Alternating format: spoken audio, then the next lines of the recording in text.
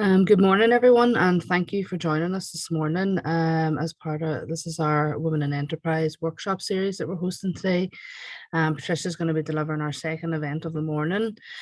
So getting found on Google. Just before Patricia begins, I just want to run through a few things with you. So the session this morning is being recorded. Your mics and your videos are turned off, so you won't be seen or visible on the recording. But if you have any issue with that, just send us a wee message in the chat box and at the bottom and let us know. Secondly, you can ask questions throughout Patricia's work whenever Patricia's delivering her workshop in the Q&A box at the bottom, but we're going to wait until the end of the presentation and we'll ask all the questions at one time. So without further ado, I'm going to pass you over to Patricia now to start her workshop, and thank you all very much for attending. Thanks very much, Gemma, and welcome everybody to this short workshop on how to get found on Google. And my name is Patricia Greene. As Gemma has said, I'm with a business called the Web Crew, and I have been in the website design business and search engine optimization business for about 20 years now. So when we talk about getting found on Google, what we're really talking about is search engine optimization. And I'm not sure at what stage people are at in terms of, understanding the terminology. SEO just literally means that search engine optimization. It's the word that is bandied about quite a lot. It's a very straightforward process, really. But sometimes people, feel that it's maybe something that's quite difficult. So this morning So this morning we're talking about search engine optimization, which is the process of improving your website through a range of techniques to get it found on the first page of Google. Or I'm saying on the first page of Google, but to get it into the Google search engine in the first place. But we all want to get to the first page. It's using keywords and questions to get information on what they're searching for. So when we think about, our target audience, and we think about the people that we want to buy from us, we need to know what it is that they're actually looking for, so that we actually have that in our website, and Google sees that and puts it into our, and puts us at the front of that person on the search engine. Okay. Sorry, So what we're going to cover today, first of all, just want to talk a little bit about why we need to be concerned about search engines and search engine optimization. And then I'm going to very briefly run through the core components of SEO. Well, the brief bit won't be the content side, because it's really the most important side, but I'll briefly talk about technical side and linking, and also the different things that you can do to help yourself to improve your business and get your business found more easily and more readily on SEO or on Google. Okay.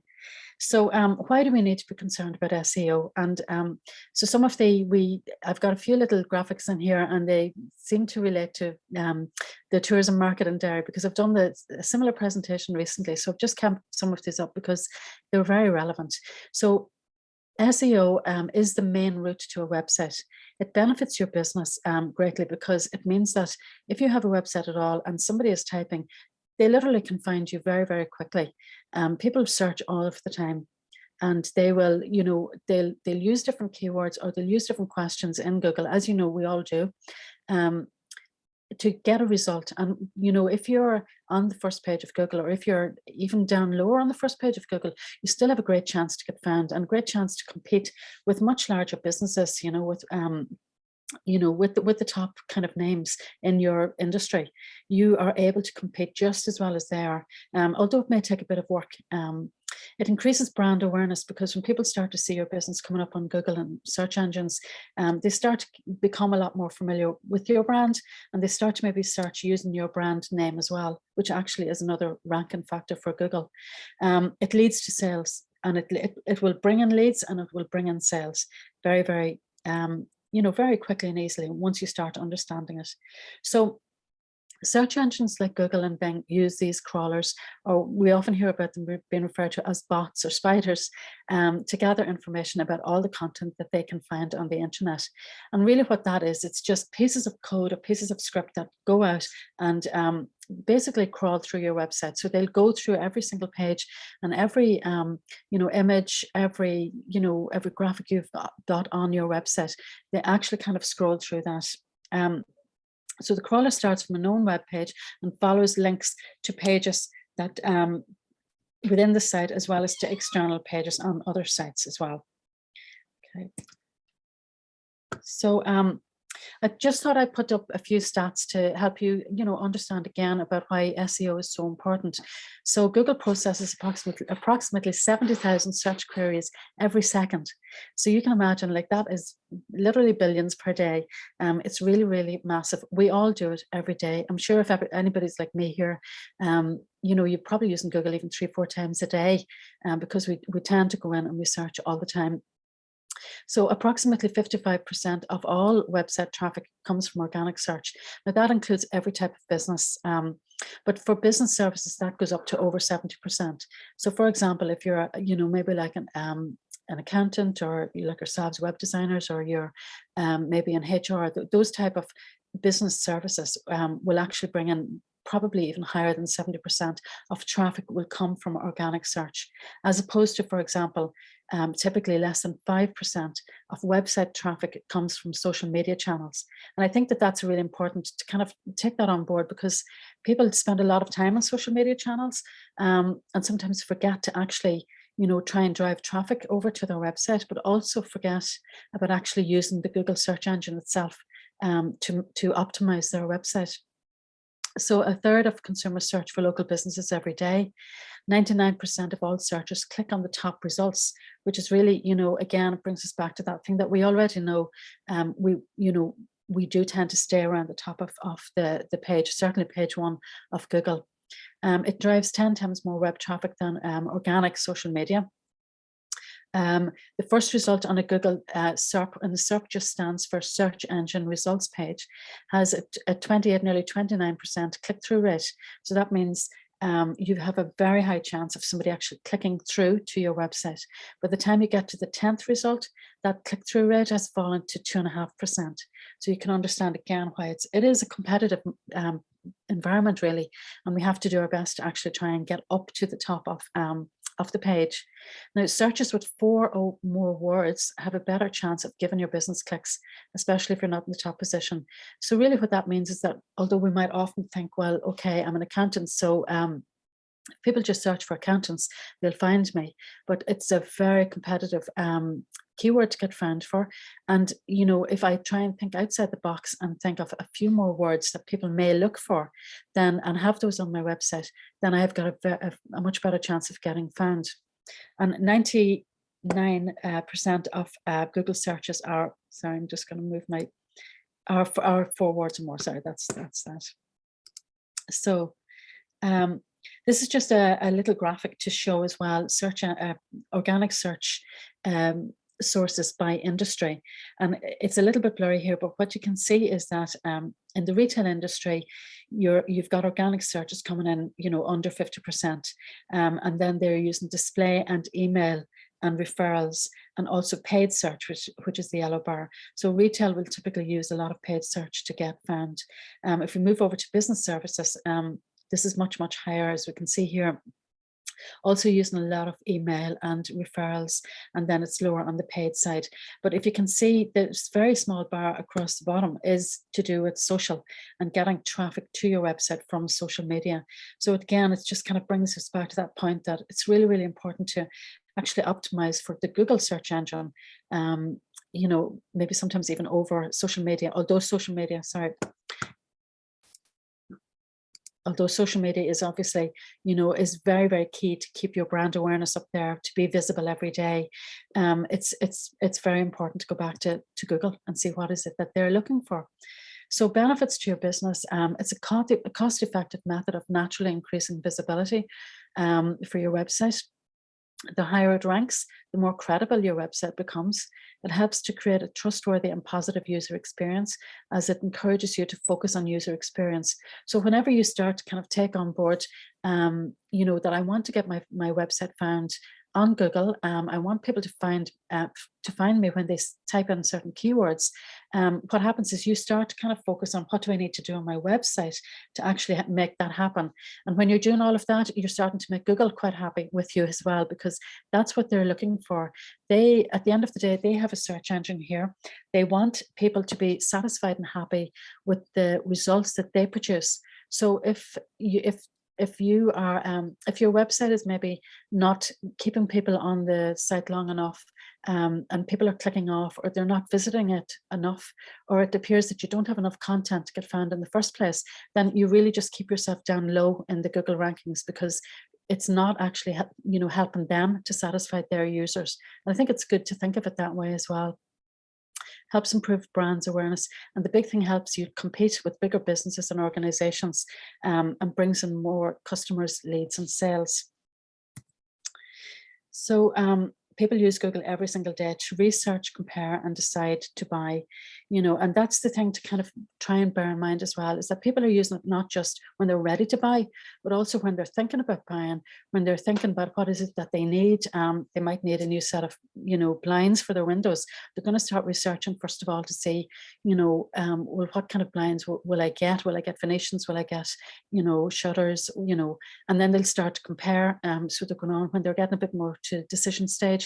And they'll search in this way, and they'll ask questions in this way, and when they decide to buy, it's a different type of thing. It's how much does it cost for Venetian blinds, how much does it cost for shutters? So it's getting into people's heads to, you know, to know your customer and know what way they talk and what they might ask for. And it's a simple approach really, but it's very, very crucial. So the core components of SEO are broken down into technical SEO, content, and links. And there would be the three kind of main components of you know, making sure that your website will get found, you know, on Google. And the first thing to talk about a little bit is technical SEO. So everybody's got a website, I hope, or if they don't, you may be getting a website shortly if you're new in business. And whenever your website is getting built, you need to make sure that it's going to be, you know, well structured, reliable, that it's got good speed, because we all tend to hop off websites very quickly. So technical SEO improves a website in order to increase the ranking of its pages in search engines. It helps to make websites faster, easier to crawl, and understandable for search engines. And it improves elements on your website to get higher rankings. So there are different ways that you can check and see if your website is moving very slowly, for example. If you feel that it's performing badly, then you can go on to some tools on the internet. And I'll have a little list of resources that I'll send out to Gemma afterwards, and she can forward it with the slides after the presentation. But one tool that we use is called GT Metrics. And now there's a lot of information it gives you, but if you want to go on and just do a basic search for your own website, and you might, unfortunately, get a result like this, where this one was an F grade, and it's telling you the performance is 28%, and that will be based on things like speed and how fast the website uploads. Structure 77%, so there's something in there that's not quite right, but it's not too bad. This largest contentful paint is all about how the website uploads and is seen by Google itself. So there's a lot of things you won't understand here, but what you will understand is that if this is very, very low, there's something wrong with my website. I need to get it structurally sound and technically sound. And it might mean going back to your website developer to do that. Generally speaking, you do have to do that. But if you can bring that to their attention, then they will hopefully know what to do to actually improve that. And sometimes it can be just that the images are too large gone up, or that there might be a lot of broken links on your website, or there may have been, too many plugins if it's a WordPress website, or maybe outdated plugins or outdated WordPress technology on your website, and that can cause a lot of technical issues. And it's something to be very, very aware of, that you do actually check and see how your website is performing. And you don't need to get an A. You don't need to get an A in here, but if you get like a B or C, then you're definitely on the right track.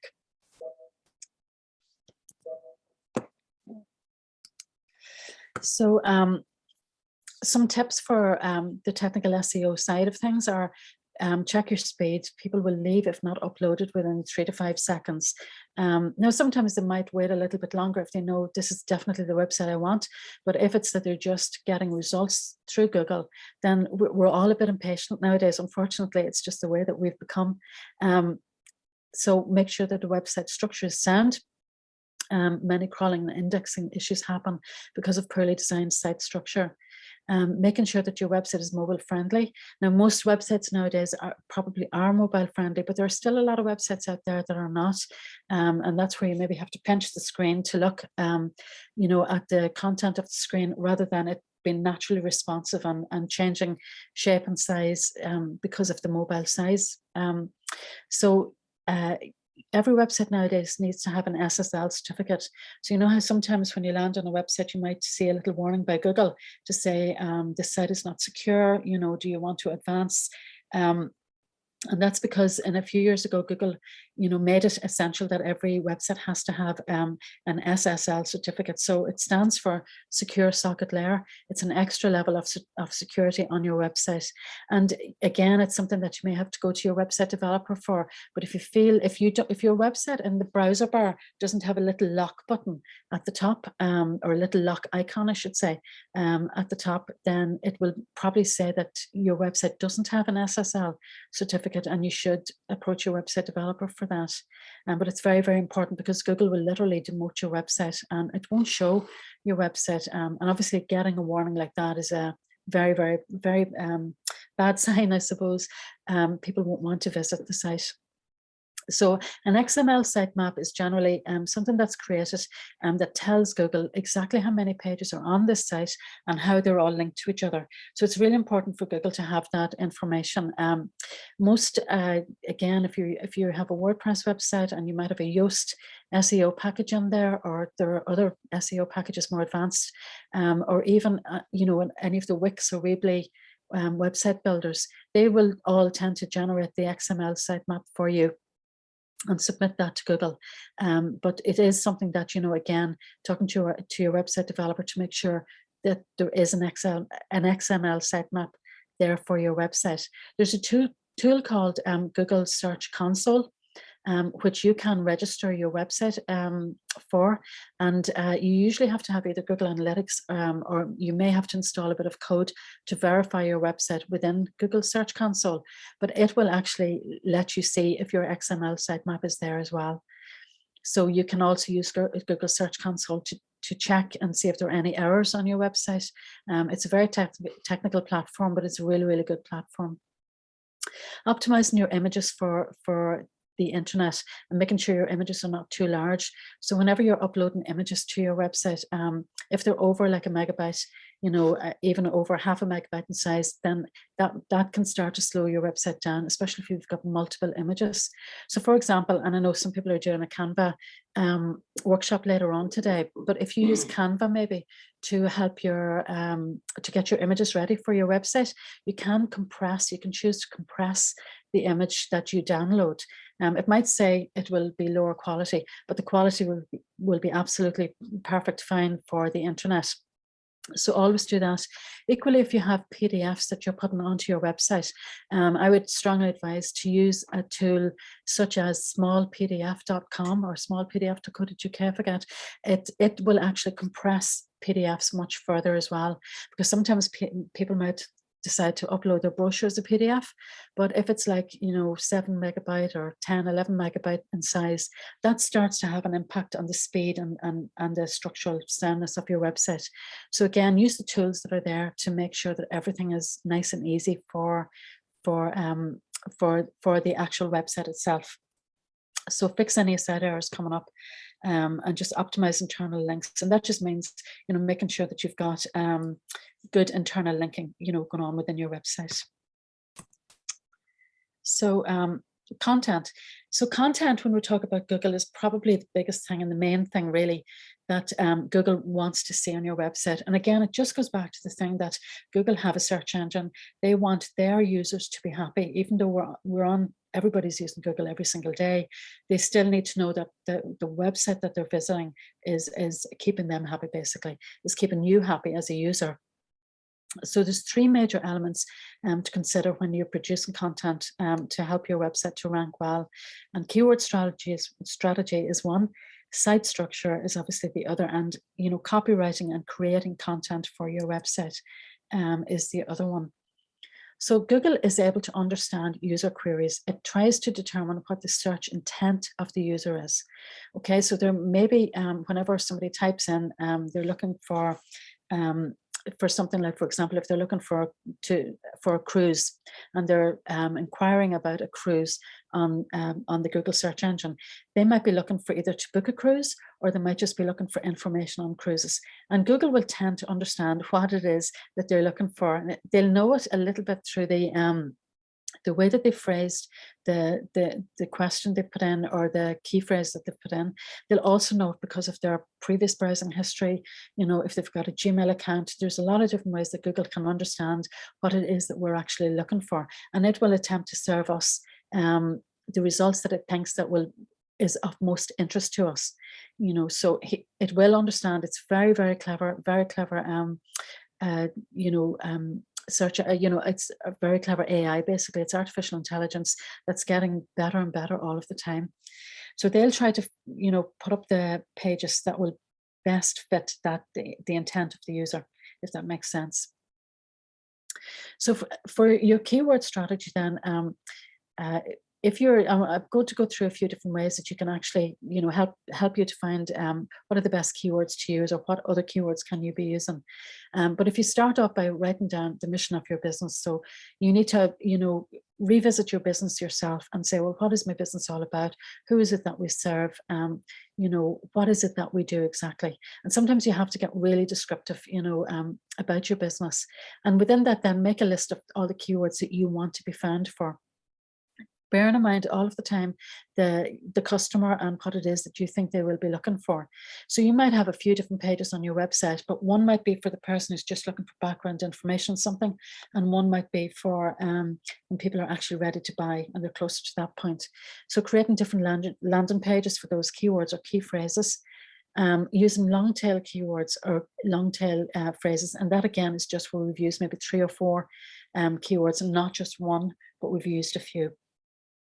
And then creating topic clusters as well. And I'm going to talk about that in a few moments, but that's where we basically create buckets of content and we link them to each other. That really, really helps with getting found on Google. So if you have a clear overview of the terms that people use and the terms which you want to get found for the pages on your website, this will act as a guide for writing content on your website. So how to go about keyword research is basically doing that first exercise, brainstorming your keywords, and then a few different ways that you can start to use that. One is to use the Google autocomplete.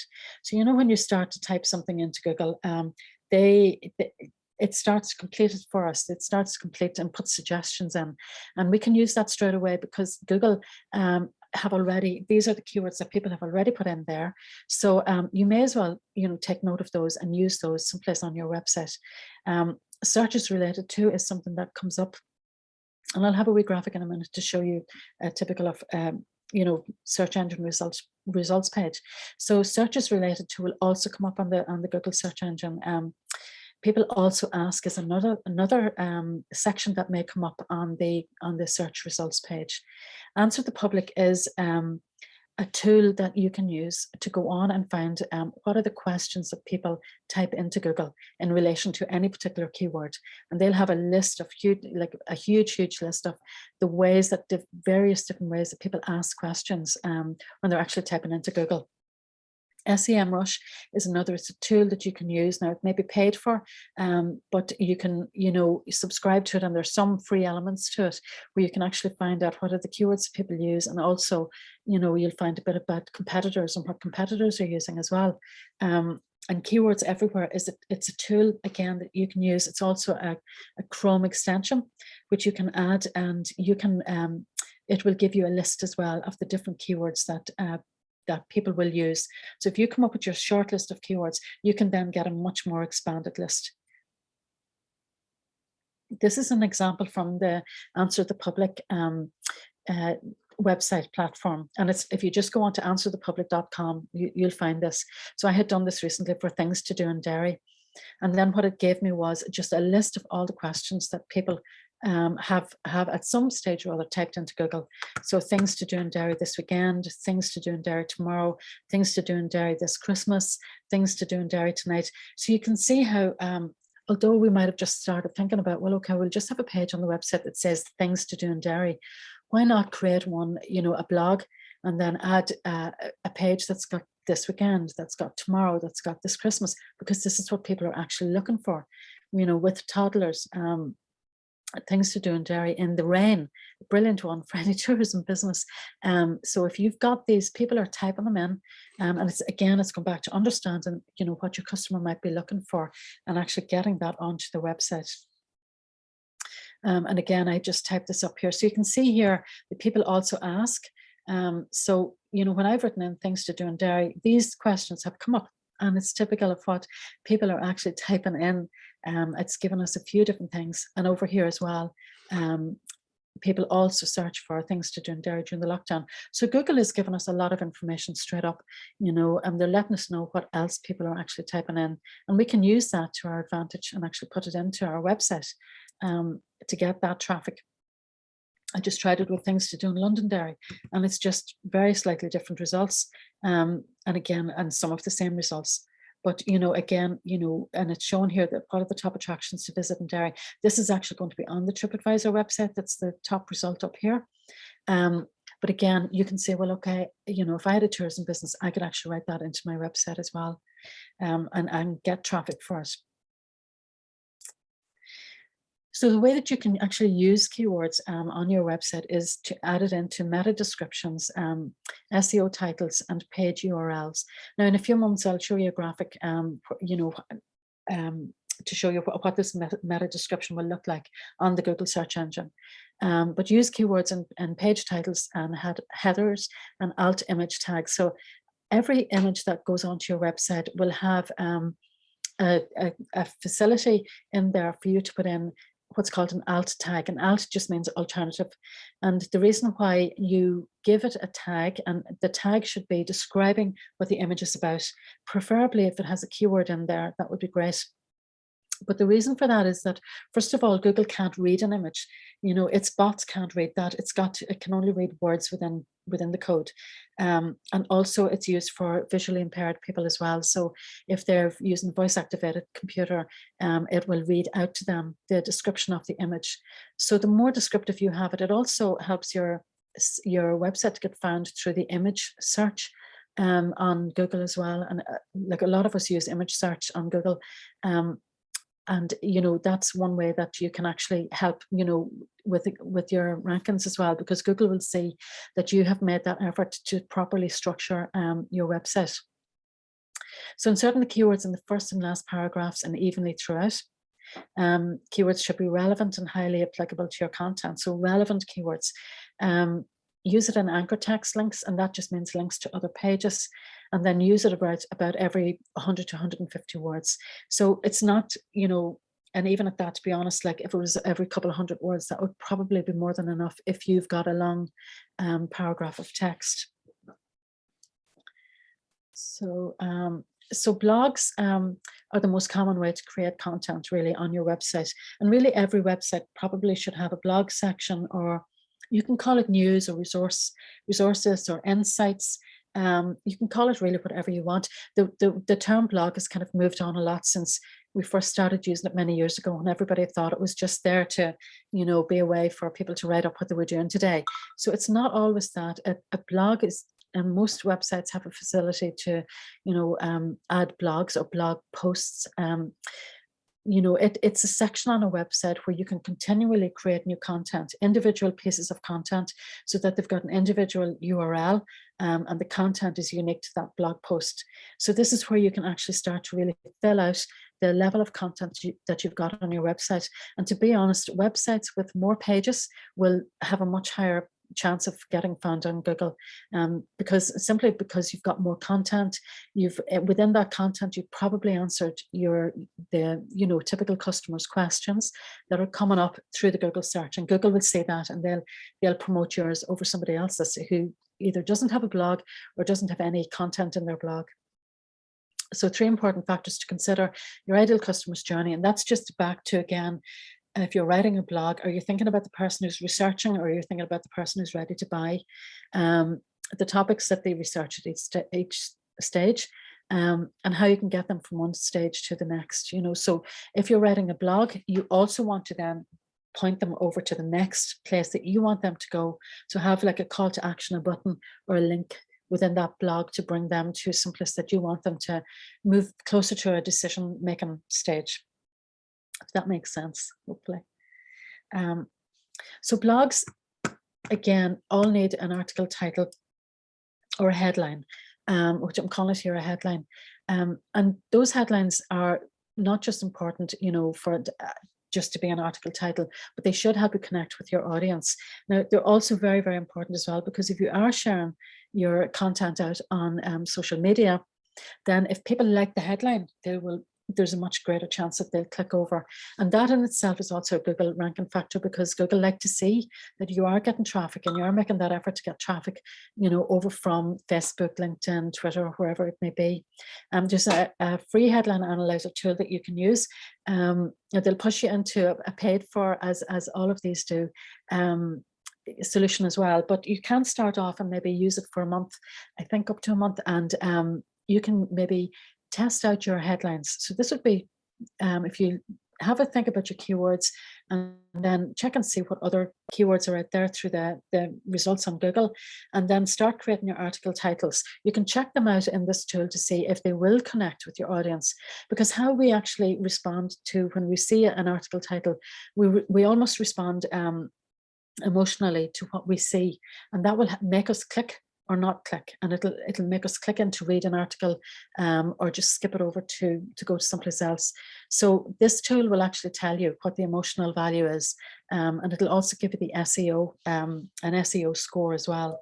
So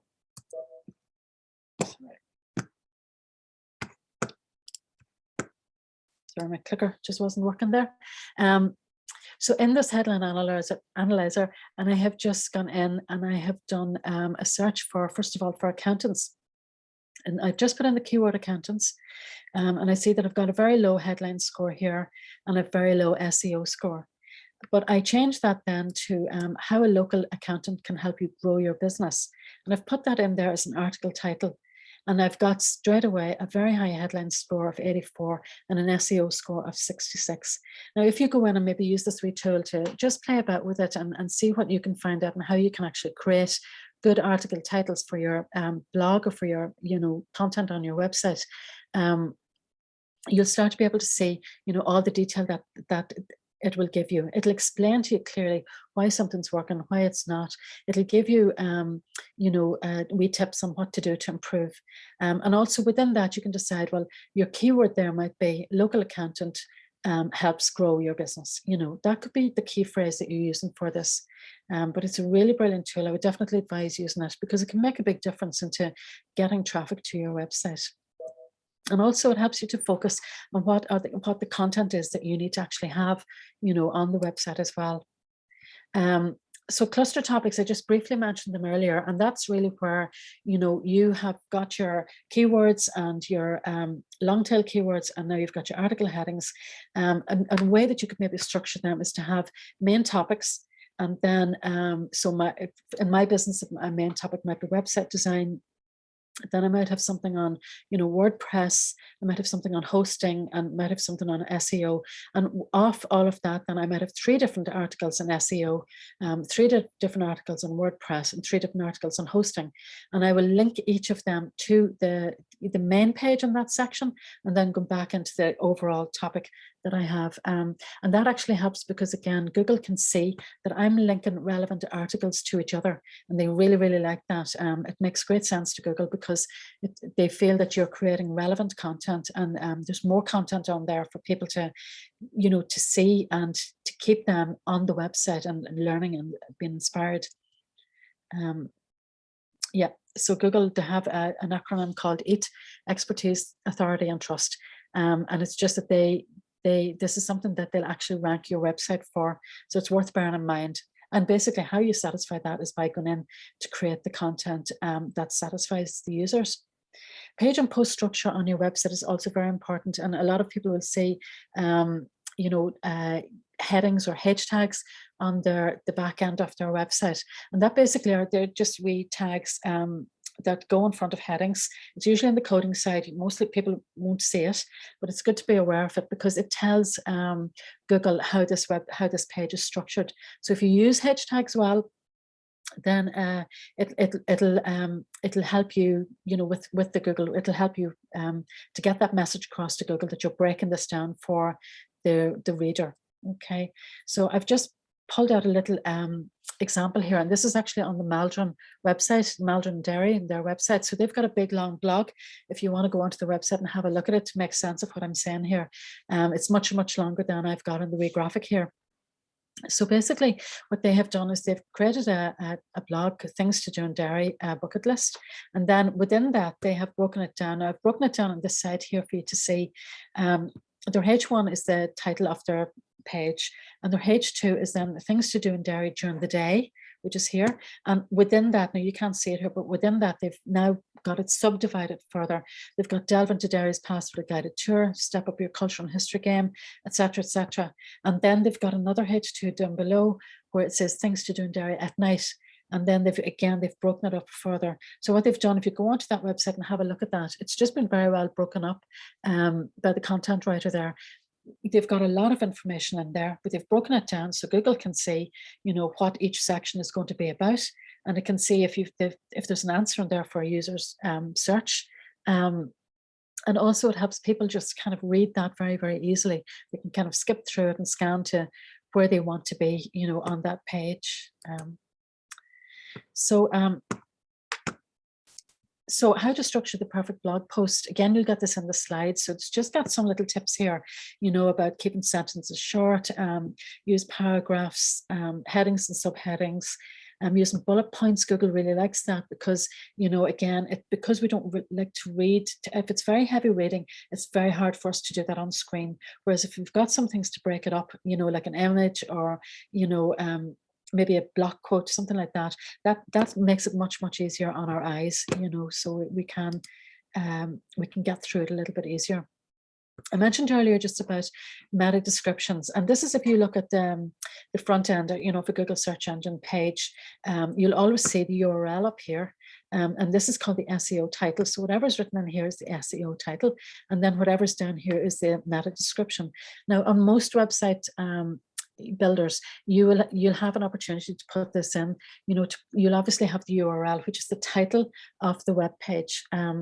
There's usually a place to put in the SEO title. If there isn't a place to put this in, Google will just kind of take what it wants to, and put what it wants in there. So if you have got space in your website to put this in, it's really important to actually put it down properly. Put in the keyword first if you can, and your brand name always at the end if there's space for it. The meta description will help people to decide if they're going to click on this or not. So it's very important to actually try and explain to them within this description, which is only like about 160 characters, I think, or maybe it's 250 now, but it explains to them what this page is about. So if I don't see something that I like there, then I'm not going to click on it. Whereas if I see, oh yes, the answer to what I'm looking for is in here, then I will want to click that. So your click-through rate can go up if you pay attention to the meta description, and that functionality should be there within your website.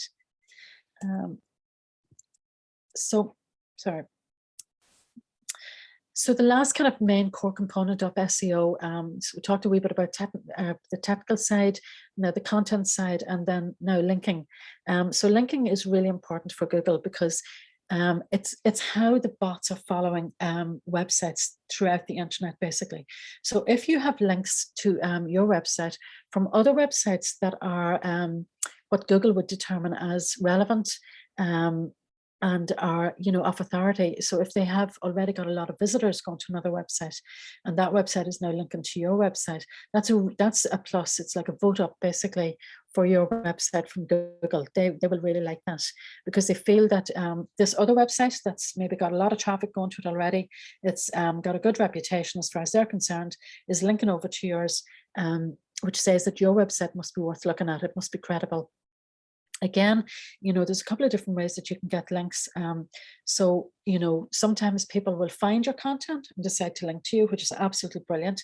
And if you have really good quality content on your website, that can happen, because they'll want to link to your website because they have now found something valuable to give to their audience.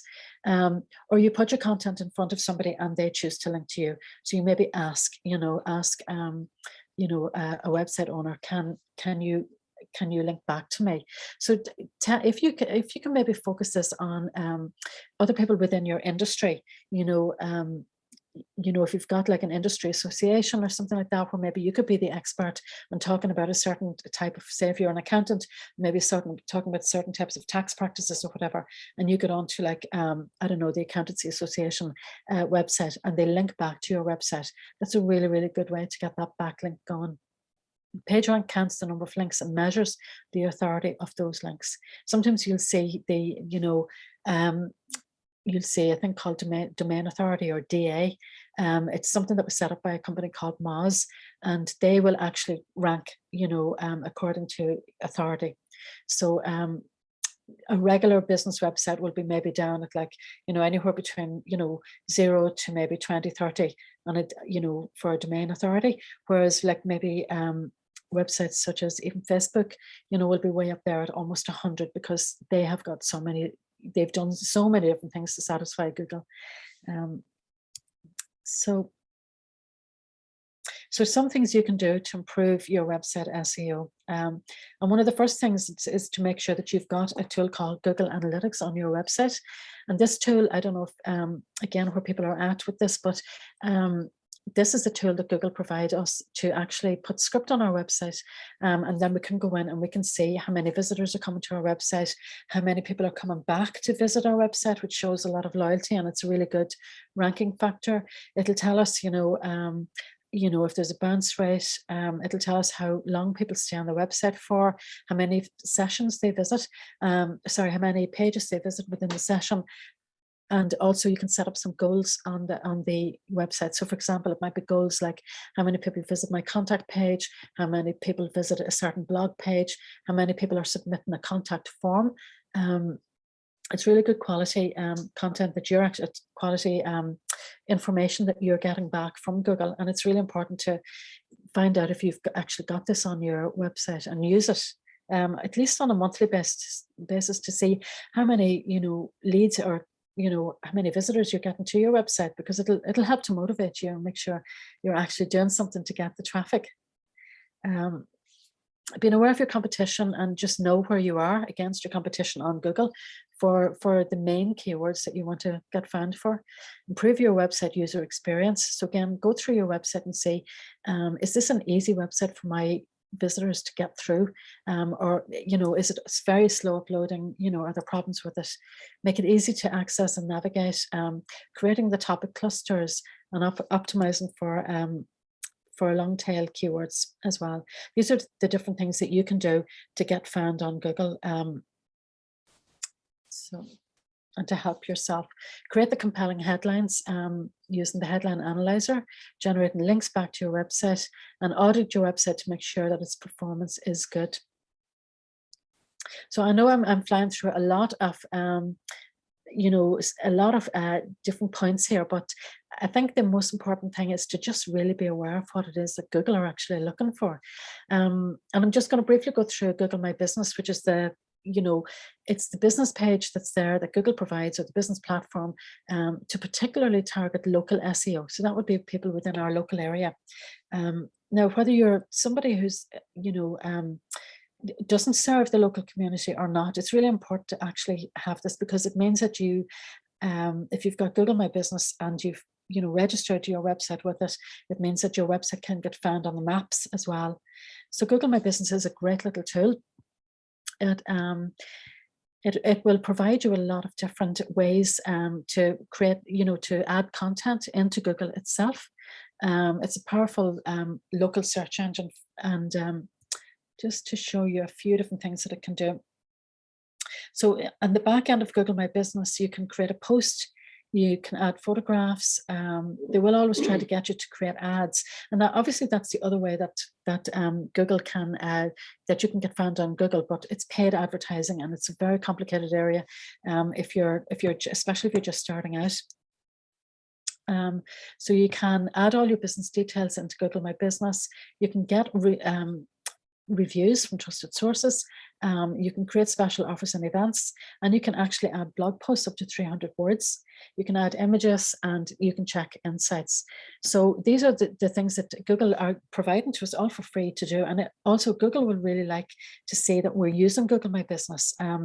So I would definitely use it as a tool to help with your overall online presence. It will help with your organic search as well, definitely. So I'm just going to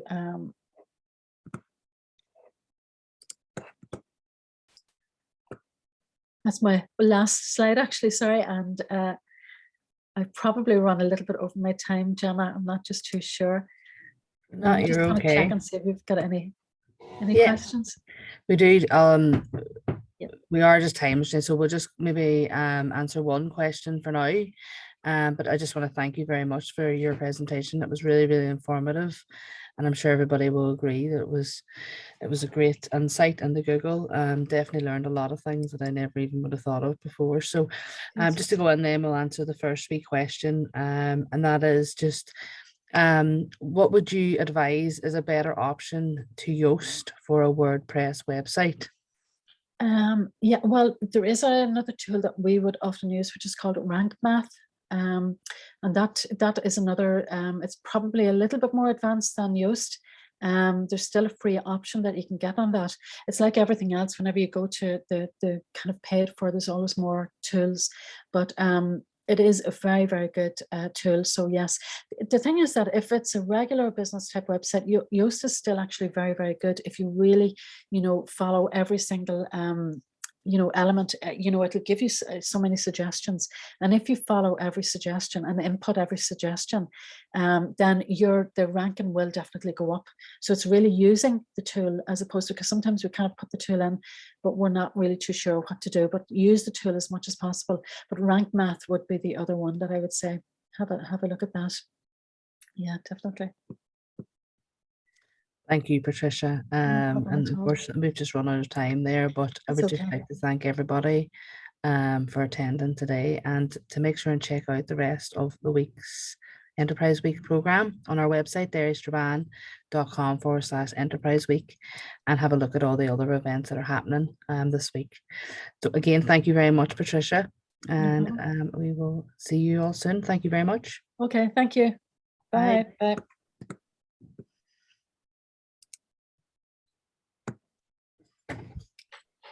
Stop recording.